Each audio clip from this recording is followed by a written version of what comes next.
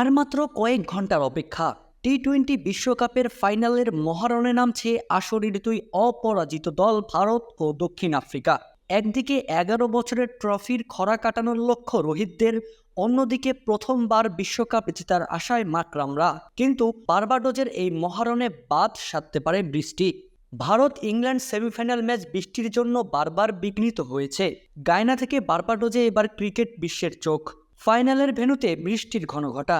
শুক্রবার স্থানীয় সময় সন্ধ্যা থেকেই বার্বাডোজে বৃষ্টি শুরু হয়েছে, অব্যাহত ছিল রাত পর্যন্ত। আজও বৃষ্টির প্রবল সম্ভাবনা রয়েছে বলে দেখাচ্ছে অ্যাকুওয়েদার। বাংলাদেশ সময় রাত 8:30টায় ফাইনালের লড়াই শুরু হওয়ার কথা। বার্বাডোজে তখন সকাল 10:30। অ্যাকুওয়েদার অনুযায়ী সকাল 10টা থেকে বার্বাডোজে বৃষ্টির সম্ভাবনা 29%। দুপুর 12টার পর যা বেড়ে হবে 35%। ঘণ্টা খানিকের মধ্যে সেই সম্ভাবনা আরও বৃদ্ধি পাবে। দুপুর 1টা থেকে 51% বজ্রবৃষ্টি সহ বৃষ্টির সম্ভাবনা রয়েছে। সারাদিনের তাপমাত্রা থাকবে 31 ডিগ্রি সেলসিয়াস। অবশ্য বৃষ্টিতে আজকের খেলা ভেস্তে গেলেও তেমন সমস্যা নেই। ফাইনালের জন্য রিজার্ভ ডে রাখা হয়েছে। কোনো কারণে শনিবার পুরোপুরি খেলা না হলে বা অল্প খেলা হলে তা সম্পূর্ণ করা যাবে আগামীকাল অর্থাৎ রোববার।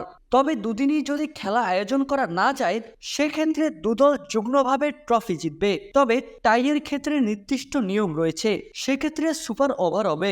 যদি প্রথম সুপার ওভার টাই হয় তাহলে দ্বিতীয় সুপার ওভার হবে। যতক্ষণ না ম্যাচের নিষ্পত্তি হচ্ছে ততক্ষণ সুপার ওভার চলতেই থাকবে। ইংল্যান্ডকে হারিয়ে ফাইনালে উঠেছিল ভারত। সেই ম্যাচে বৃষ্টি হয়েছিল। গায়ানা থেকে সেই ম্যাচ খেলে বার্বাডোজে আসে ভারতীয় দল। বৃষ্টি তাদের পিছু ছাড়েনি। অন্যদিকে দক্ষিণ আফ্রিকা হারিয়ে দেয় আফগানিস্তানকে। তারা ত্রিনিদাদ থেকে বার্বাডোজে এসেছে। News desk, বাংলালোক।